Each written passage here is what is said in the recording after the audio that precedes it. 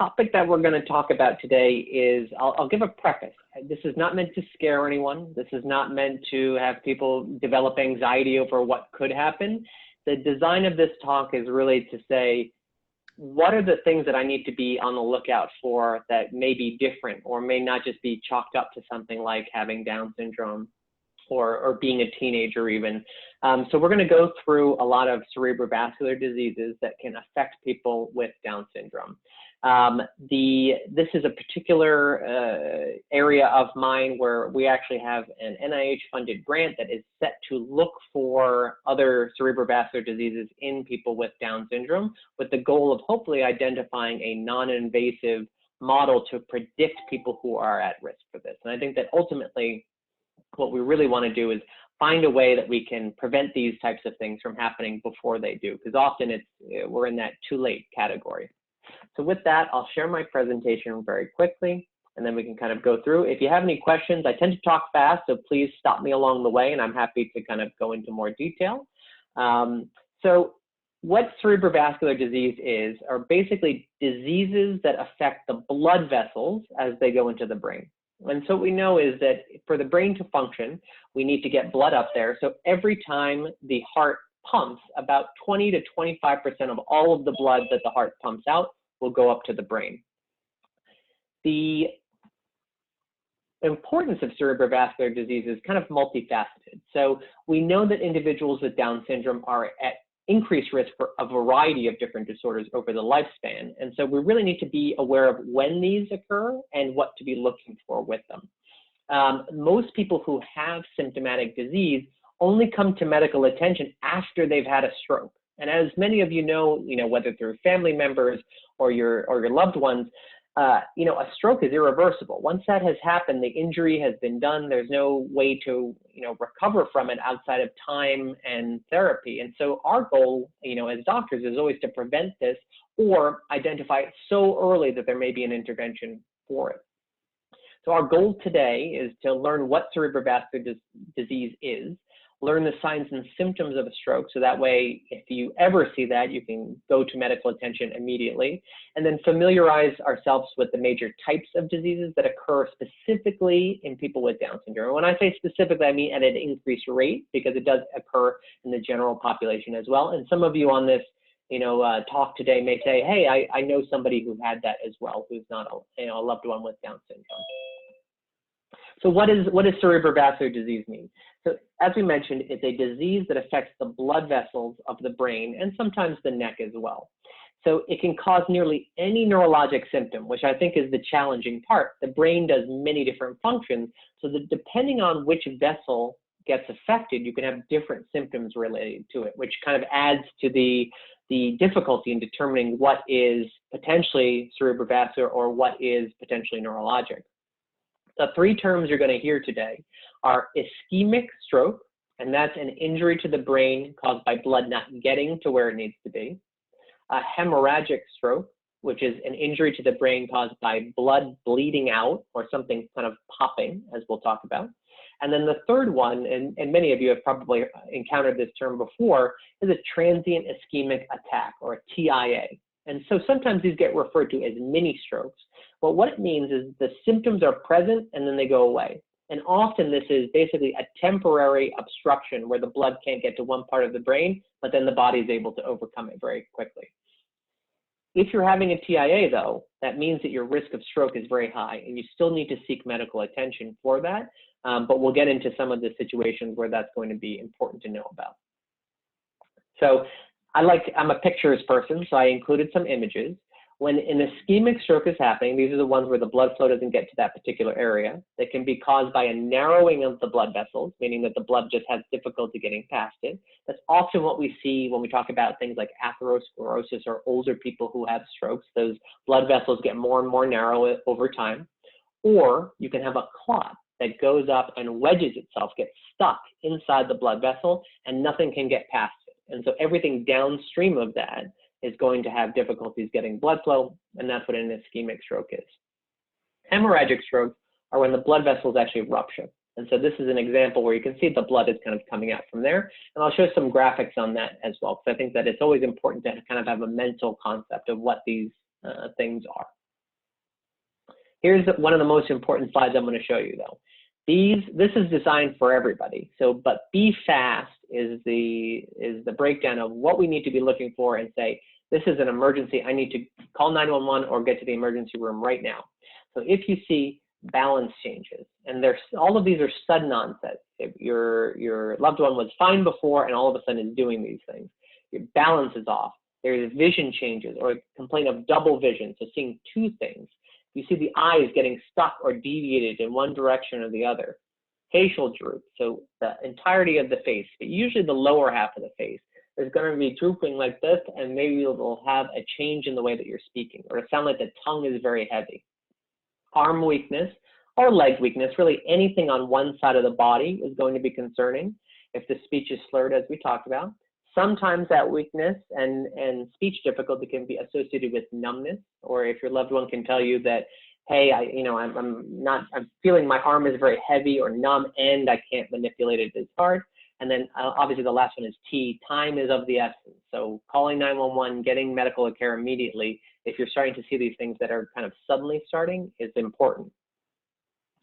So I like to provide a little bit of extra detail because obviously that last slide is not DS specific, but the symptoms that are kind of communicated in somebody who has, let's say, intellectual disability or some difficulty with communication, we need to be on the lookout for how this may be communicated to us in a different manner. So obviously weakness is very easy from a motor standpoint, but some individuals will say that they feel heavy. You may see that they're dragging their foot or they're changing their handedness. They've been a righty and now all of a sudden they're starting to use their left hand all of a sudden. They may have difficulty holding objects or gripping objects. And so one of the frequent things that we find, especially in the 21st century, is that all of a sudden they're not manipulating their cell phone the same as they could. They're kind of bashing it with their hands instead of using their fingers. In a younger individual, they may have avoiding of walking. So they may just be sitting there where normally they're kind of running around the room, or they're avoiding playing with certain toys where they have to, let's say, stand up or draw, something like that. The sensory piece is really hard, even in a neurotypical individual, but numbness or heaviness on one side of the body, obviously. Occasionally there can be a level on the back if your loved one can tell you. So you may be pushing your finger all along the spine and all of a sudden they say, I can't feel it right there. That can indicate a spinal stroke. And rarely children may have a neglect where they may be eating and they'll only eat half of the plate. And then if you move it to the other side, they'll suddenly start eating it. But that's basically a neglect syndrome where the individual can see normally, but they're not actually processing the visual information on that side. As we talked about before, eyes can get stuck in either direction. So if it looks like the eyes are stuck and they can't be overcome to really look past the middle, that's something that is an emergency as well. Often that's associated with a diplopia or a double vision. Language is really important. So often we'll have the inability or loss of ability to speak, and that is called an aphasia. You can sometimes have slurring of the speech or garbled or nonsensical speech. And I know I bring this up all the time, but for those of you that have seen the movie The Water Boy with Adam Sandler back in the mid-2000s, the coach that nobody can understand is what I think of in a person who has a particular type of aphasic stroke called a Wernicke's stroke, where basically the words are coming out, but it's all garbled and doesn't make any sense. The last thing, as we talked about, is instability, poor coordination, preference for moving towards one side or not moving towards one side, or they can't stand upright with their eyes closed. So you have them stand and close their eyes and all of a sudden they start tilting over. Finally, for younger individuals, so really specifically children, but theoretically anyone who's having a seizure needs to be evaluated. Obviously, if they don't have epilepsy, they need to be evaluated right away. And if their seizure is different than what they've had before, that's also a reason to at least call your doctor and say, hey, they had a seizure and these other things that we talked about are present, or these other things that we've talked about are not present, because that can help the doctor differentiate what's going on. So those are kind of the symptoms, and they're very broad. They can be anything, and they are not even likely to be the same in the same patient over time. As we mentioned, the blood vessels can be affected in different ways. But here we'll talk about the 4 biggest reasons for stroke or cerebrovascular disease in persons with Down syndrome and explain some of the differences, including the time points that they actually happen. So an embolic stroke, like we talked about, is when a blood clot actually prevents the blood from flowing to a part of the brain. So it causes an ischemic stroke, but it's formed from a blood clot that usually occurs somewhere down low.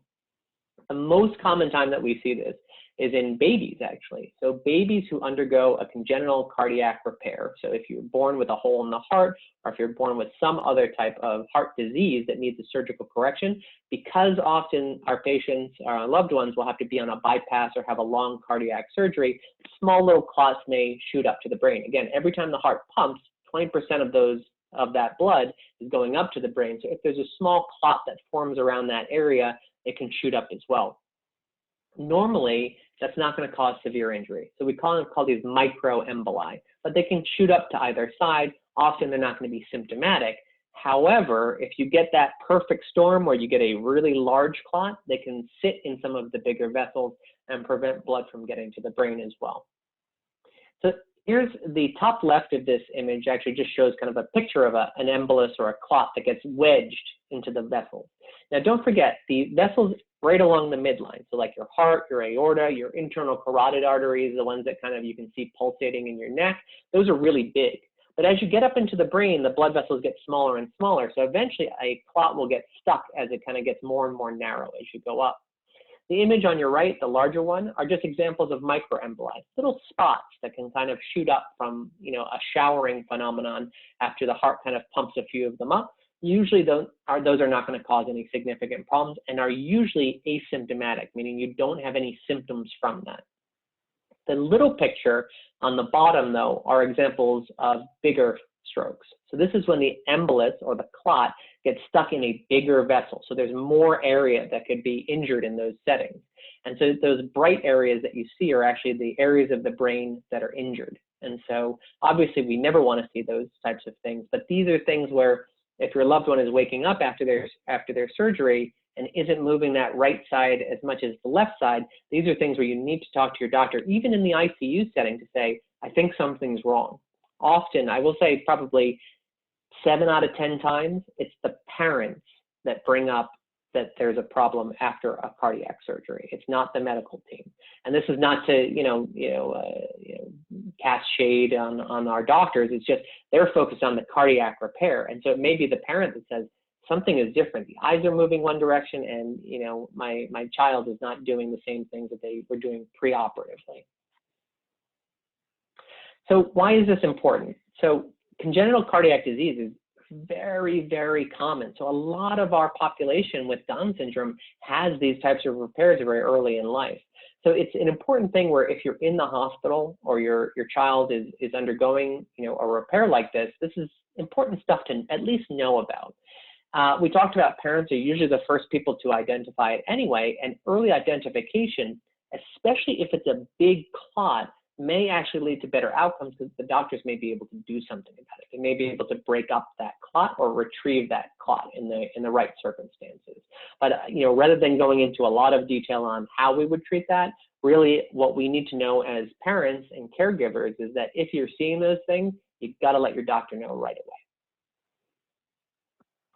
The next disease is something that we do research on over at CHLA, and this is called Moyamoya disease. This is a very rare vascular disorder that actually causes the internal carotid arteries, so the big ones that kind of pump blood up to the brain, to get more and more narrow over time. And when that gets narrow, the brain says, where's all the blood? I need extra connections. And so it makes these extra blood vessels called collaterals. And I'll show this on a picture subsequently because I think it's a little hard to visualize. Individuals with Down syndrome are 26 times more likely than the general population to develop this disease, but it's still very, very rare. The onset is bimodal, so meaning that young children, single digits, as I put right there, and older children are the most likely to have it, but there seems to be a very low prevalence early in life, like when you're a baby. Then in kind of middle childhood, they go away as well. And then certainly as the teenage years kicks on, that's when we see it start to creep up again. The cause of Moyamoya disease is unknown, but this is something that we're investigating at CHLA because there may be an actual autoimmune or an inflammatory component in it in people with Down syndrome. But really anyone can get this disease. So it happens in people who have sickle cell disease. people who have neurofibromatosis, and actually primordial dwarfism also is associated with the development of these abnormal blood vessels. So Moyamoya in Japanese actually describes is a translation for a puff of smoke. And what you can see on that slide on the left side of your screen is an example of that. We see that the blood vessels are all formed, but then we have this kind of poof, right in the middle of it, and that's actually those collaterals. So because there's a narrowing that you can see very much at the bottom of that angiogram, the brain is creating these extra vessels, which you can see on the right side of the screen. So in a normal patient, as we see at the bottom, or a neurotypical individual, the blood vessels are all nice and thick, and then you have these kind of penetrating arteries that feed the brain with all of the blood. In the Moyamoya example that's above that, you see that there's a very small narrowing, and because of that narrowing, you get all of these extra blood vessels, which look like that puff of smoke. An important thing to look at is also that right side of the screen. You see that the blood vessels on the bottom are really open, and then there's no issues. In the individual with Moyamoya, they're narrow, and there's a lot of extra tissue. And I think that that's really the important thing to know about this, is that it's just narrowing and getting tighter, so it's harder for the body to pump blood. This is a good video that I think was made by the Cincinnati Children. So I'll show this very quickly.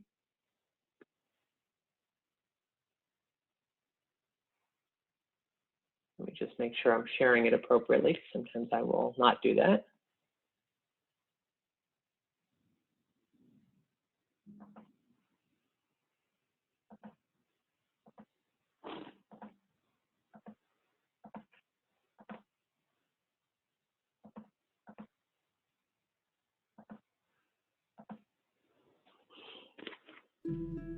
Moyamoya is a progressive disease of the vessels that supply blood to the brain. Moyamoya in Japanese means puff of smoke because of its appearance on a radiograph. This video will show the progression of how vessels can narrow over time. In this picture of normal vessels, you can see the vessels come in and split, going to the side, middle, and back of the brain. The area where they split is where Moyamoya changes occur. Stage 1. The end of the vessels just before the split begins to severely narrow. Some of the small vessels in the branching arteries begin to get big. Stage 2. There is a swelling of the vessels before and after the narrowing as they try to compensate for decreased blood flow. Stage 3. Shows continued progression when there is not enough blood supply to the brain coming from the vessels in the neck. There are numerous tiny vessels that spontaneously grow to the side, the back, and the middle. The vessels are called Moyamoya vessels. Stage 4. The newly swollen vessels begin to diminish in size and die. Stage 5. The Moyamoya vessels become nearly absent, and the vessels coming from the neck are extremely small and allow minimal blood flow to the brain. Stage 6. Complete occlusion of the vessels. At all stages, there is a risk of stroke to the brain, both ischemic stroke due to lack of blood flow and hemorrhagic stroke due to a rush of blood flow from other vessels.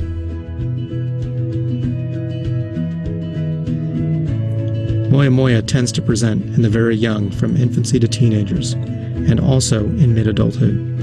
Most often it's found on MRI scan, showing ischemic stroke and abnormal vessels. The best way to diagnose Moyamoya is with the diagnostic cerebral angiogram. Commonly, patients are treated with aspirin and go on to surgical revascularization to resupply blood to the brain.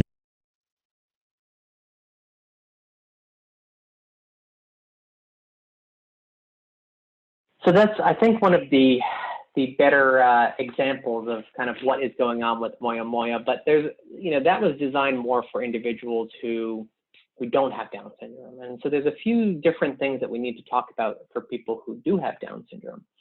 So the body's reaction to having those tighter carotid arteries, or those thinner ones as we talked about, is to increase the blood pressure.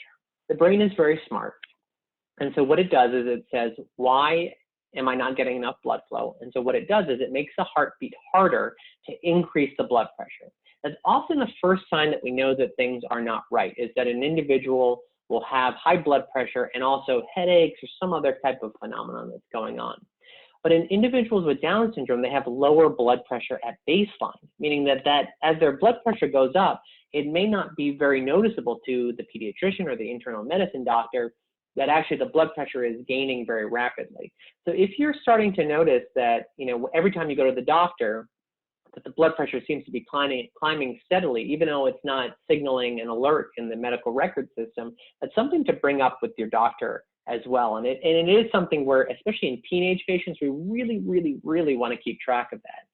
These changes are something that we've published on about 3 years ago now, is that the blood pressure changes are actually present about 18 months before somebody shows up with a stroke. So this is something where if you're noticing this on your pediatrician checks or even urgent care checks, now this is something to bring up with your doctor and talk about to say, do I need to get screened for this? The risk in Moyamoya is twofold. So if your blood pressure goes too low once those changes have happened, you can actually get an ischemic stroke, meaning if your heart doesn't pump as hard, because there's such a tight narrowing, there may not be enough blood flow to the brain, which causes that ischemic stroke that we talked about earlier. Similarly, if your blood pressure goes too high or in the opposite direction, those extra vessels, those collaterals that form, are very fragile, and they can actually pop if the blood pressure is too high and putting pressure on those weaknesses, and that can cause a brain bleed or the hemorrhagic stroke.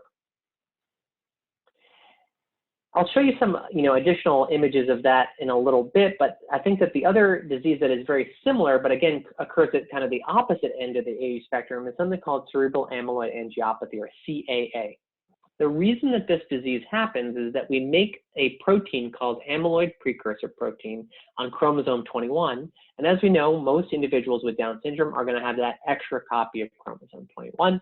And that protein gets deposited in the blood vessels and has been linked with Alzheimer's disease, but also with CAA. Now, CAA and Alzheimer's later in life are kind of hand in hand with each other. So it's present in 30% of people with Down syndrome and cognitive impairment as they age, and 12% of individuals with Down syndrome without cognitive impairment, compared to 4% of only neurotypical individuals of the same age. So clearly there's a much higher rate of having this diagnosed. So what's the risk? When this beta amyloid gets deposited in the blood vessels, they can become weak and they get prone to having small hemorrhages, which are called microhemorrhages. When we get to the point where we've identified this, and typically this will be done with an MRI as we would do for both emboli and for Moyamoya disease, there's 3 important things to know. When you have CAA, you want to avoid aspirin. As you saw in the last slide, individuals with Moyamoya, we actually put them on aspirin to help prevent the stroke, whereas in individuals with CAA, we try to avoid that because it can make it more likely that those small vessels can actually pop or have a microhemorrhage. We have to have tight control of blood pressure. In neurotypical individuals, it doesn't seem to be as necessary, but what we really want to make sure is that the blood pressure is normal for age, because again, swings in the opposite direction may predispose those vessels to pop. Additionally, we have to have scheduled monitoring and repeat scans. We need to know if there's additional development of the disease, as this can impact cognitive and other developmental outcomes as well. In rare situations, and this is less than single digits, individuals with CAA can also have a related inflammatory condition as well, which is just another reason to make sure that those scheduled repeat images are obtained over time. This is a picture of actually what happens in the brain when you have CAA. So those dark spots are actually small amounts of blood that have leaked out. The example on your right is a very mild case, a few dots here and there that are unlikely to cause any significant symptoms.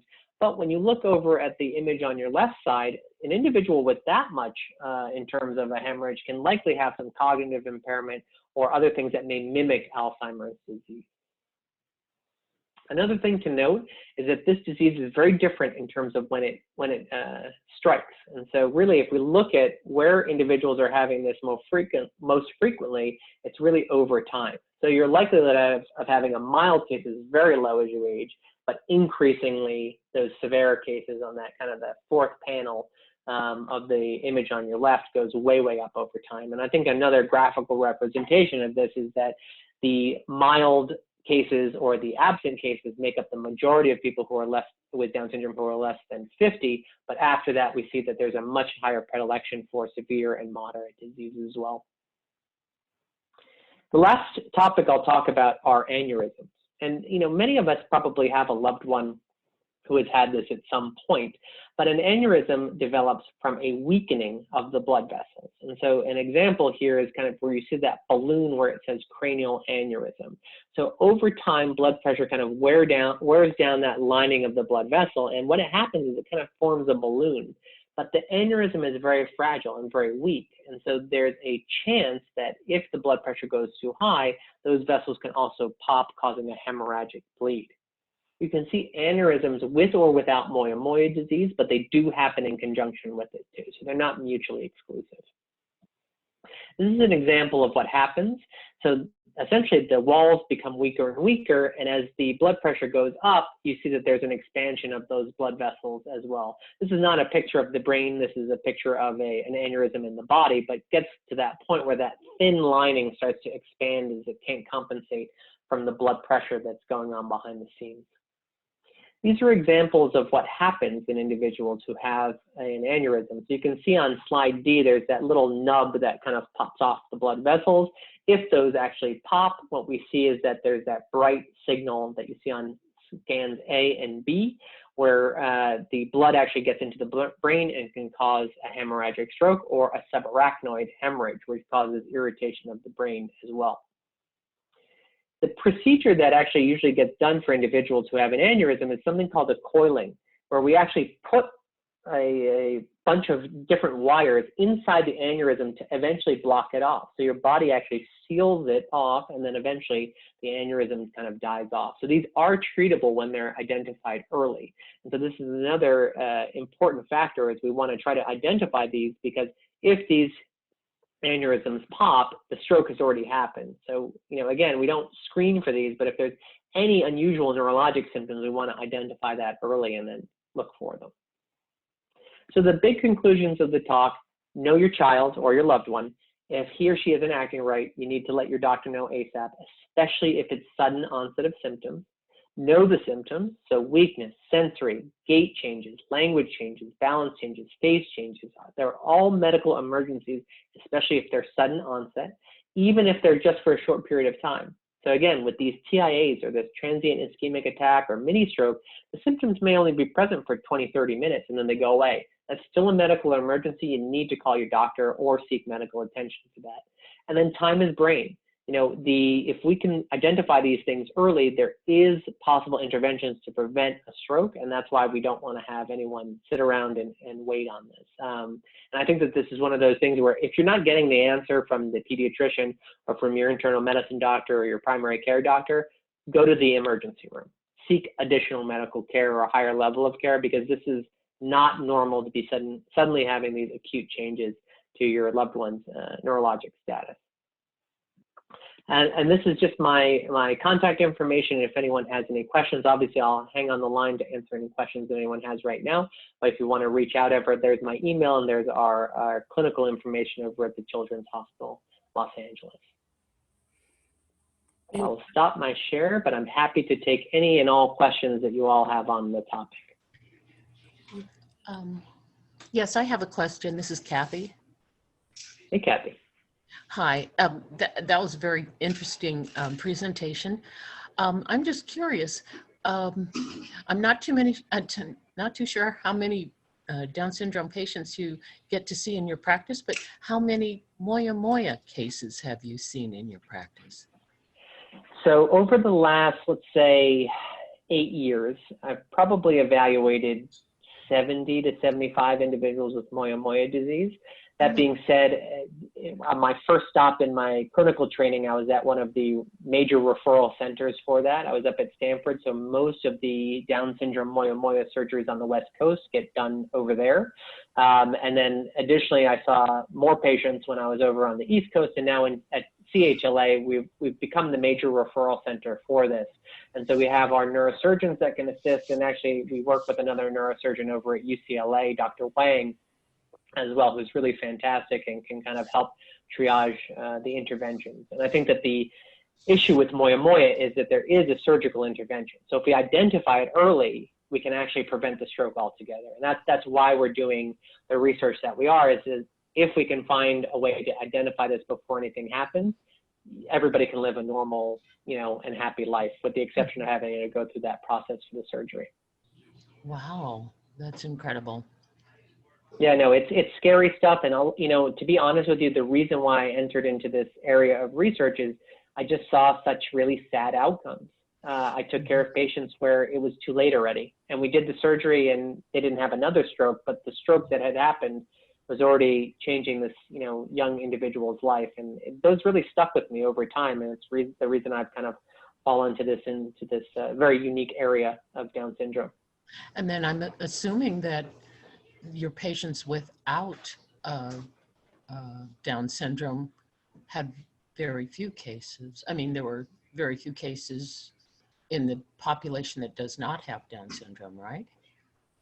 Yeah, so it's super rare in people who don't have Down syndrome. And like I said, there are other diseases that predispose you to it. So sickle cell disease, neurofibromatosis, a lot of more rare genetic disorders. But certainly Down syndrome is one where there's such a high prevalence of Down syndrome that we're just seeing that this is actually much more common than we originally thought it was. Wow.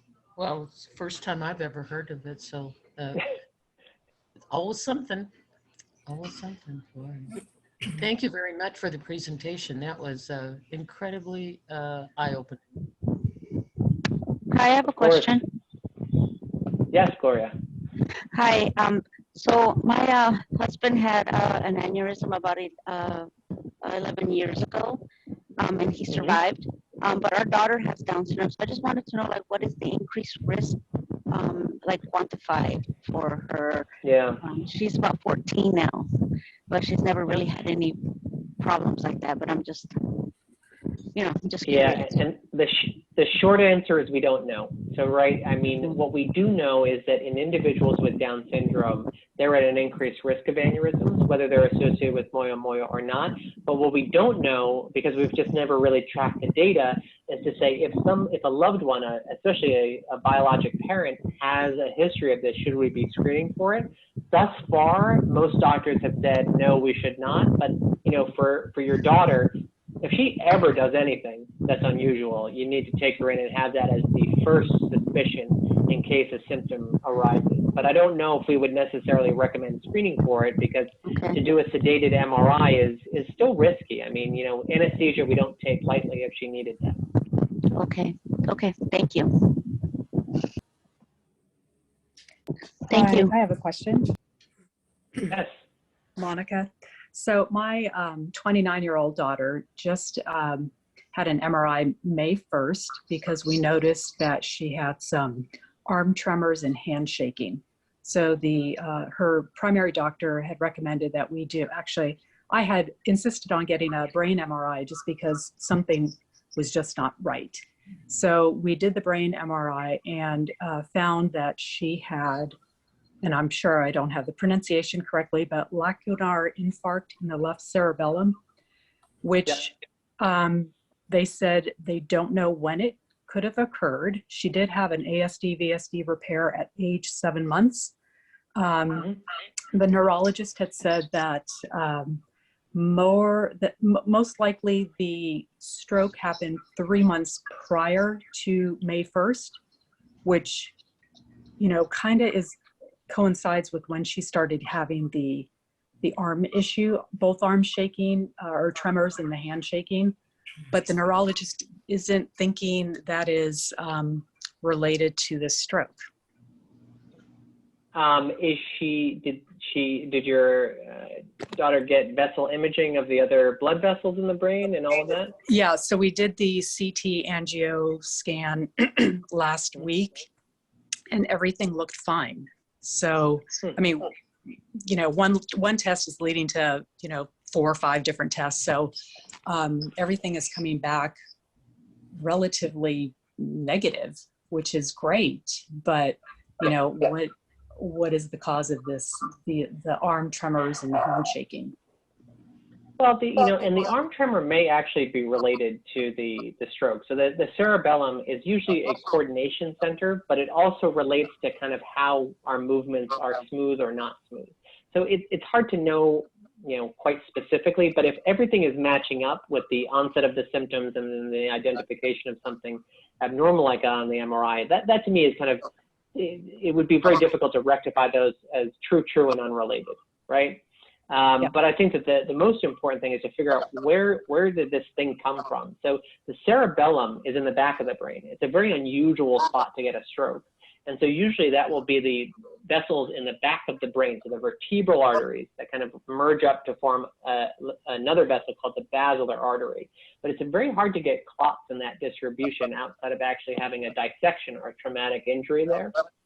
So it's very hard to know, but I think that would be something that I would watch very, very closely, because to just have a stroke and not have a rationale for it or not have a reason for it is a little bit unusual. So it's definitely something to monitor and probably repeat the scans over time to make sure that other vessels aren't changing or developing. Okay, thank you. I wanted to mention that Dr. Santoro has he's at Children's Hospital, but he is able, or he has seen adults with Down syndrome in his practice. Yes, I think the oldest patient has been older than I am, actually. So I think we've seen up to 40 years old, but we can make special exceptions because unfortunately I don't have an adult counterpart in the community yet. We're hoping to get a neurologist who wants to see individuals with Down syndrome as well. But for right now, we're willing to kind of see everybody if we can help. I have a question. Oh, I'm sorry. Go ahead. No, it's okay. Go ahead. Okay, hi. My name's Janelle, and I'm actually in Orange County. And I know that I kind of missed the last one. Unfortunately, I've heard such great things about you, Doctor.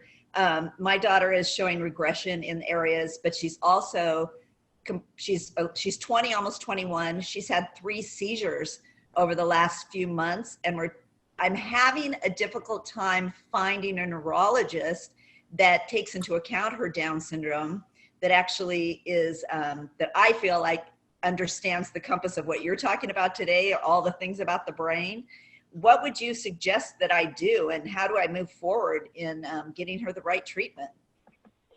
Yeah, and unfortunately, I hear this story too frequently. And even for our regression cases, across the country, it involves me often calling up the local neurologist and saying, this is what you need to do, or these are the tests that would be recommended.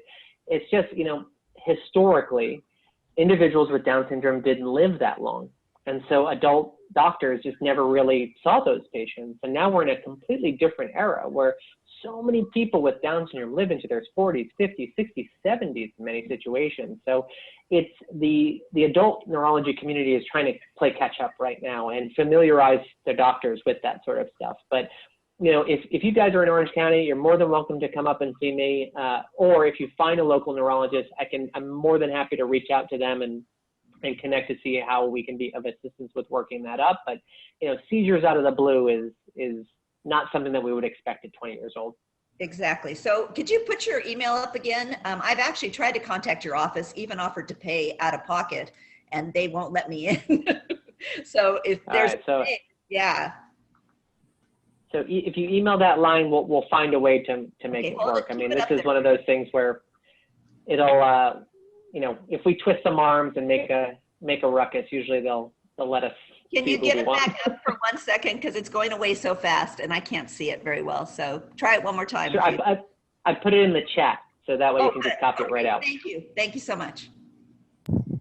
Dr. Santoro, do you actually have any not clinical trials, but any research studies that you are working on right now that you may, that people may participate in? Do we just go to your website to look at that? Yeah. So actually, if you email into that that email that I just put up into the chat, we have one study that's looking at Moyamoya disease right now, and we're actually doing a predictive model that includes something called the transcranial Doppler ultrasound. So basically, we do an ultrasound of the blood vessels to see if that can actually be predictive of Moyamoya. And then also we have another study that's looking at regression, but we take all comers. So I'd be more than happy to jump on a call or have our coordinator reach out to you to discuss what we have available right now. Okay, great, fantastic, thank you. I wanted to mention that we recently did a presentation on Alzheimer's, and the report was that a lot of people with Down syndrome are overdiagnosed with Alzheimer's, and they don't consider, you know, things like this, any like medical things going on with them. And, you know, I think it's more of also parents being aware of, you know, those things. I think because I think we are the ones driving, you know, or pushing the medical professionals to actually look at things differently. And Sandra, you're 100% right. And I think that we're right now, we're suffering as a community because we've now made the definitive link between Down syndrome and Alzheimer's, right? Like that's very well established. But now what our doctors are doing is we're hinging to say, all right, if you have any changes in your mental status, if you have any changes in your functional ability, that just means you have Alzheimer's disease.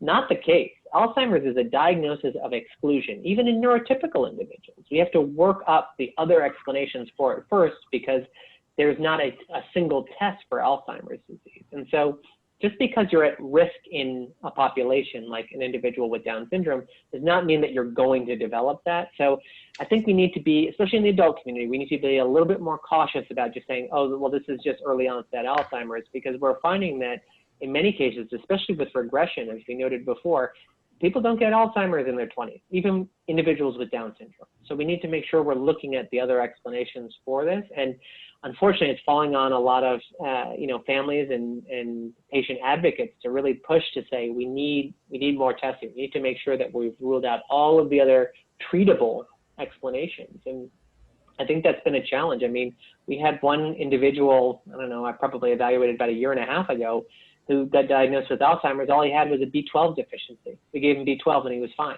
And it's like little things like that where it's like, this was a really easy example of just having a blood test be abnormal. But, you know, I think we need to do our due diligence to make sure that we're treating individuals with Down syndrome with the same medical workup that we would treat a neurotypical individual. And unfortunately, that falls on parents quite a bit. So can you tell me, like, what is the language? What are the tests? This is Janelle again with the daughter with the seizures. But is there something I could be, because I'm seeing her neurologist next week, is there anything that I can say to them that would push me in the right direction that I could request? Yeah. So I think it obviously depends on the case, right? So if you're having transient neurologic symptoms, and that's kind of like what we're talking about with TIAs, where all of a sudden your son or daughter was going weak and then it was resolved. That's a different workup. That's MRI, that's CTA, as Monica was mentioning. These are things to work up vascular disorders. In regression or seizures, usually those aren't going to, I mean, they can be related to vascular disease, but they may not be. And I think that, if you're seeing seizures, EEG is the first differentiator point to say, is this somebody who only on one side of the brain is having functional abnormalities, or is this a person who may have an epilepsy syndrome that's just presenting later in life? But if that EEG is abnormal, you got to push for the MRI. And that's something where you would want an MRI on something called a 3T scanner, a 3 Tesla scanner. Those are the higher grade ones. So for somebody with epilepsy or vascular disease, it's the equivalent of looking at like the high def TVs where you can see all the details versus the older box TVs that we had 20 years ago. So you want to make sure it's on the right type of scanner and you're doing the right type of studies for it. Okay, thank you. How do you, as a parent, how do you differentiate somebody slurring their speech just because, for example, my son, it's already hard to understand his speech, so how do you differentiate? Yeah, no, and this is a huge issue. So a neurotypical individual, right? Like it's easy to say, hey, you were talking and very fluent 1 second and now you're not. What's going on? In an individual who has baseline lower function or intellectual disability, it's a real challenge. And so this is where, as a parent, you have to be a little bit more nuanced in how you're looking at things. So if before, let's say your son would communicate, but it was hard to understand, but would make eye contact or point or do something else to indicate his wants, desires, needs, and isn't doing that anymore, that to me is still an indication to say, all right, something is not right. But that's why I included those examples about playing with toys, watching TV or being interested in programs, all of these more subtle things. If you're seeing a combination where you can't really assess if there's speech differences, but there's these 3 other factors that I don't really know if they're legitimate or not being related to a stroke or vascular disease or regression, you kind of have to put that into the big picture. And the number one thing for a vascular disease or a cerebrovascular disease is its acute onset. Yesterday he was doing this, today he's doing this, and they're different. And I think that's the biggest thing that I can kind of hit home, is if you're seeing that over a period of 24 hours, you got to get evaluated. I have a question. This is Mary. Hi, Mary. Yeah, so the two questions. One, you mentioned B12 deficiency. Is a regular CBC panel will detect the B12 deficiency, or should we just on a like vitamin, just give them B12 just to prevent deficiency? Yeah, so that's a great question. So most people who eat a diet that includes meats are not going to have a B12 deficiency. But as we know, individuals with Down syndrome can have some pretty restrictive and picky diets as well. So it doesn't get covered in most panels. So when you go to see your primary care doctor, they're usually getting something called a Chem 14, which looks at your electrolytes, it looks at your liver, and they'll get a CBC, which looks at your blood count. So do you have anemia? Do you have white blood cell deficiency? Do you have normal platelets? But B12 is usually a separate test that you have to ask for. In neurotypical individuals, B12 deficiency is usually going to be numbness in the feet. It's going to be kind of an abnormal vibratory sensation or an instability where you're kind of falling over. And individuals with Down syndrome, it can look like anything. So if your child has a normal dietary pattern and eats meats, it's usually unnecessary to get it tested or even to supplement, because it's such a rare finding these days. But if you have a picky eater where it's chicken nuggets and orange juice and that's it, that's something where you may need to bring that up to the doctor to say, I don't know if my son or daughter is getting the right type of nutrition. Can we test for some of these vitamin deficiencies? The reason why I don't just say, just supplement and that's fine, is that there are different types of vitamin deficiencies. So for instance, individuals with Down syndrome have high rates of autoimmune disease. And so you can get something called pernicious anemia, meaning you have an autoimmune disease that prevents you from absorbing B12. So even if you're taking it, you don't actually get any of it. And that's something that your doctor, if they find that that level is low, would need to order additional tests to figure out what the cause of that is. Got it. My second question is related to Alzheimer's. As more studies show that people with Down syndrome is prone to have Alzheimer's in later stage of their life.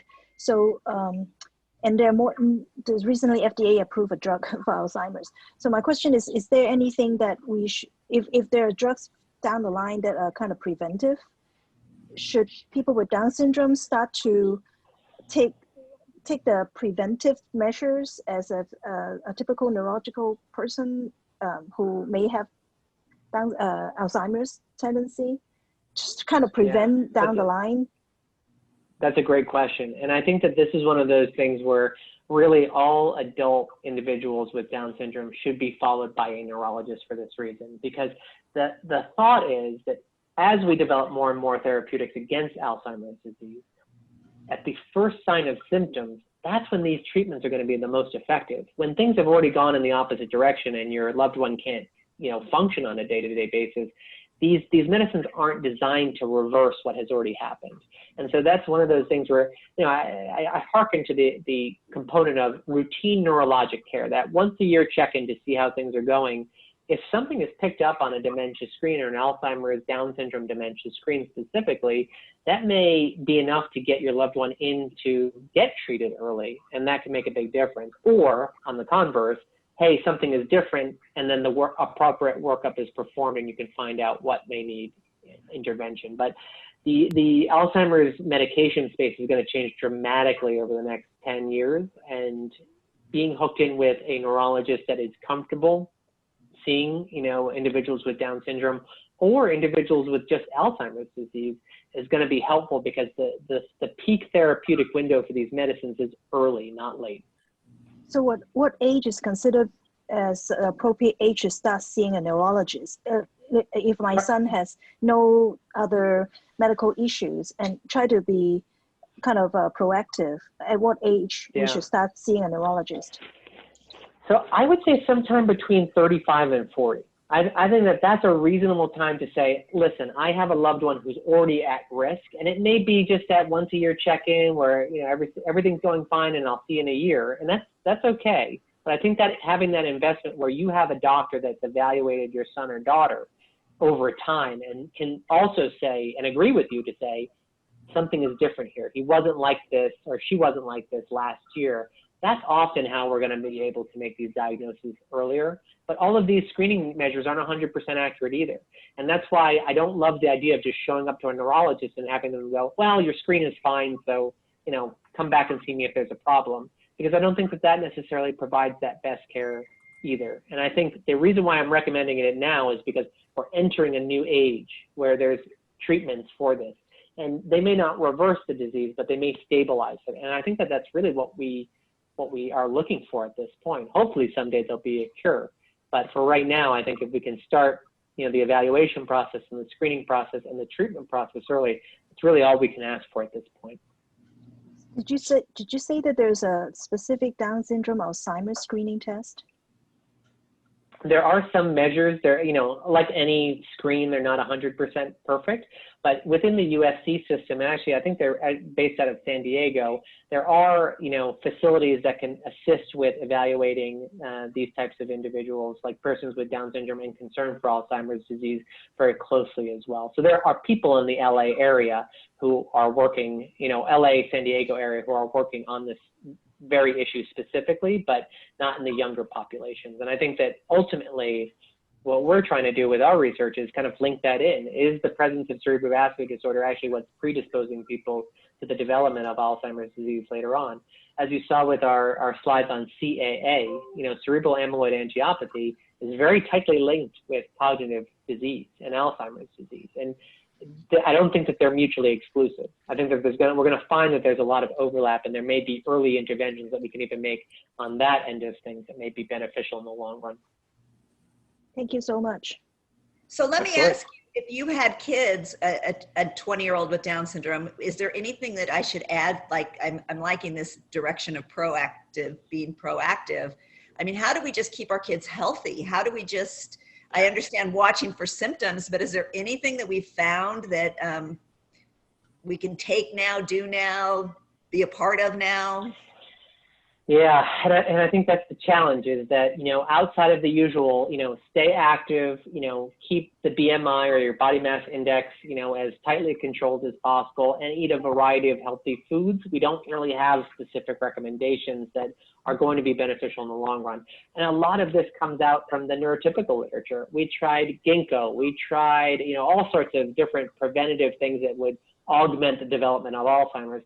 And unfortunately, all of them have kind of failed. And that's been a huge, you know, discouragement in the Alzheimer's community. I mean, I remember my grandmother had Alzheimer's disease, and we bought every supplement in town to just see, can we do anything for this? And unfortunately, none of them have panned out. But in time, as we especially have more and more individuals with Down syndrome enrolling in clinical trials about Alzheimer's disease, whether they're therapeutic or diagnostic, we're going to learn more and more. But it's frustrating because I want to move 100 miles an hour, and we're moving 5 miles an hour right now. So I'm the eternal optimist, but it's frustrating because we want to do and know this information immediately so we can do something about it. So.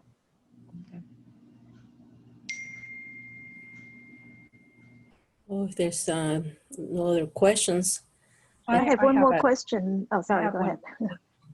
This is Monica again. So following up on the my daughter, we are going to see a movement disorder specialist through the neurology clinic, and just kind of wondering if you had any thoughts about that, know anything about that.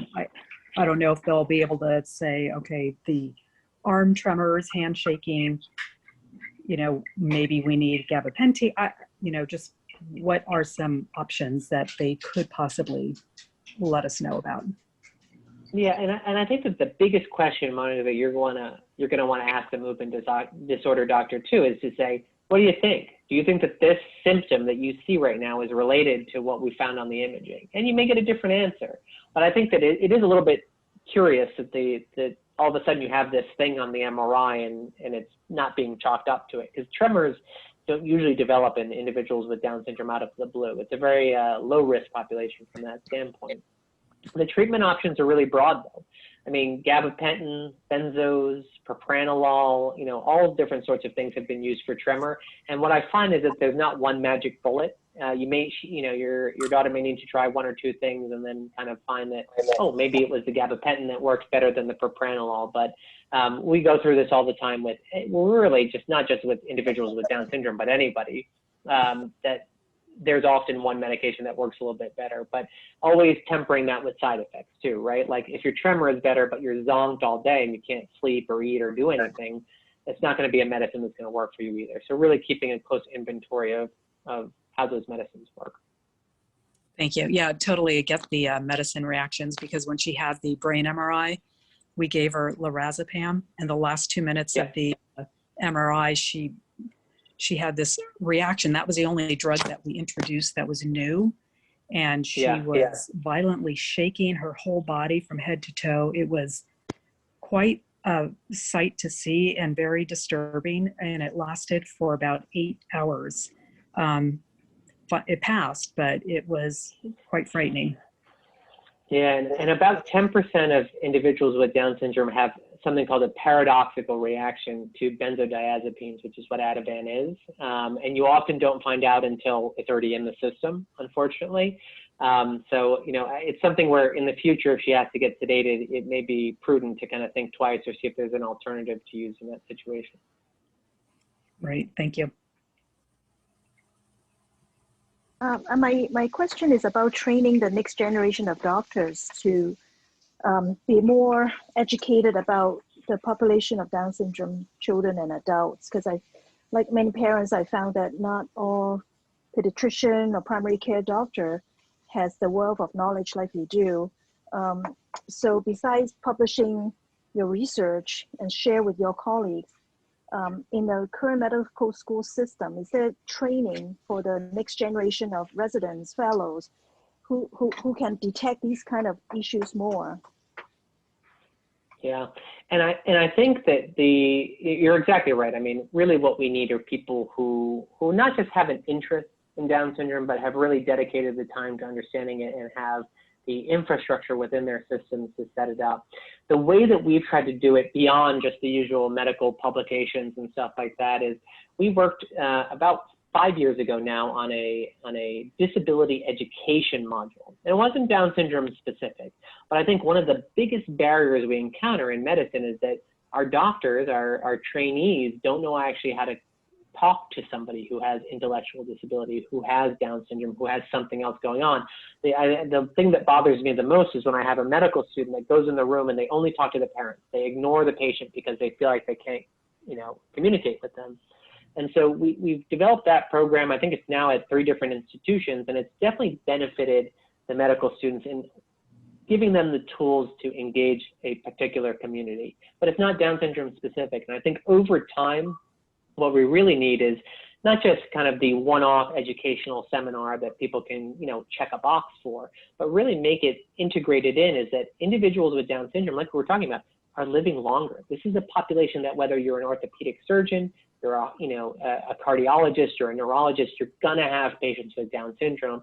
So it's due diligence now to really learn those nuances. And it may not even be that, hey, I have my 5 patients with Down syndrome, but to have resources through, organizations like ours or through talks through the Down Syndrome Society of Los Angeles that can help educate the doctors and the providers that are taking care of our loved ones too. I think that's a huge, component of that next generation. But, my trainees have to deal with me all the time, so they don't have an option. But I think it's something where as more and more people are in the field and are communicating and are on these types of calls and seminars, that's how we're going to kind of spread that word. And it's a lot more organic, distribution. And I think that even my own story of how I got into working with individuals with Down syndrome is unique. I mean, I don't have a loved one with Down syndrome. I saw what was happening in the hospital, and I was like, I need to work with these people. I need to work with this population. There's something that I can do here. But if you don't have that experience in your training, you may not, have that. And I think that for me, I was blessed to be working in an institution that was seeing a lot of individuals with Down syndrome. So I had that exposure, but that may not have been the case if I was at a different place. I mean, talk about those weird life trajectory differences. I mean, this is something where we want to make sure that our individuals with Down syndrome are being treated, that our trainees are working with them, just to, not just for the comfort level, but to know that things are different in individuals with Down syndrome, and we need to be aware of that. That's my long-winded response to that question. Sorry. Thank you. Bless your heart. Monica has a question as well.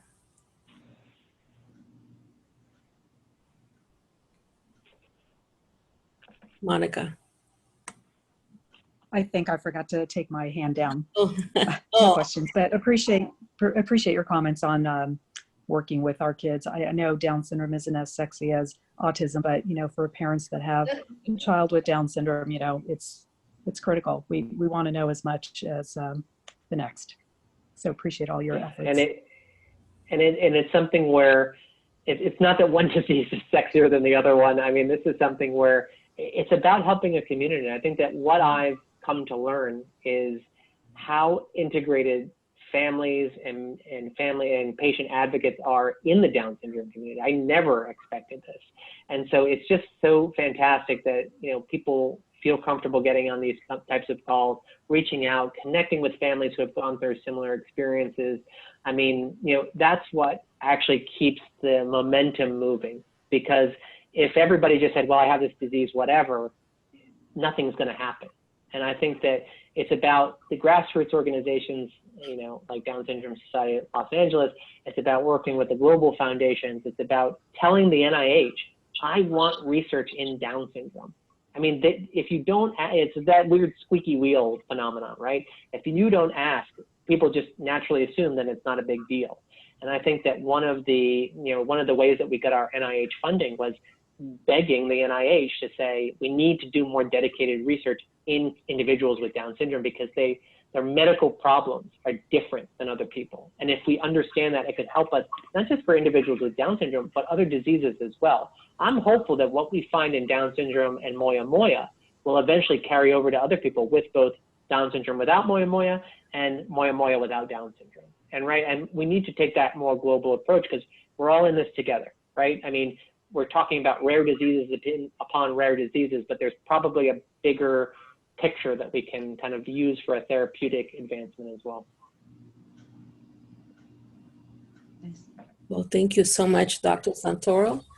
I think if there's no more other questions, we can end our conversation today. And there's a message from Mike in the chat. Let's see.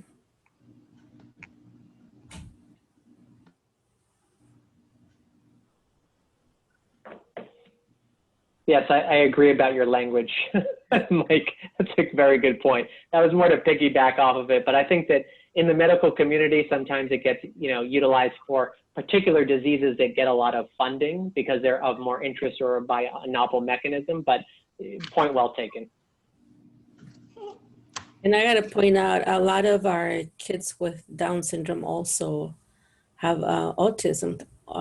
Like my son, he has a dual diagnosis. So sometimes we do benefit from that as well, Yeah, it's all under the umbrella of health disparities, right? Exactly. And I mean, what we know is that about 30% of individuals with Down syndrome also have a comorbid diagnosis of autism. And so, it's one of those things where we found that some individuals in that space, families are moving to the autism spectrum, or not autism spectrum, but autism groups, because that may be the more immediate need. But, differentiating why that is and what that is, because the therapies may be different. For now, we've been using ABA as like, well, everybody with autism benefits from this. But there may be, over time, we find that different therapeutic strategies or different therapy strategies actually benefit patients more or less if they have both conditions together. Yeah, well, thank you so much. Thanks. Thank you, everyone, for giving up your Saturday morning, spending with us here. And hopefully we'll see Dr. Santoro again with another presentation, one of his wonderful presentations. Thank you, Dr. Santoro, for being here with us this morning, and have a great weekend, everyone. Just enjoy the rest of your day. Oh, Gloria, did you want to say something before we go? No, I was just doing an applause. Thank you so much for everything. Yeah, Informative. Thank you. Thank you guys for coming. Thank you. Thank you so much. Happy Father's Day. All right, thank you. Bye-bye.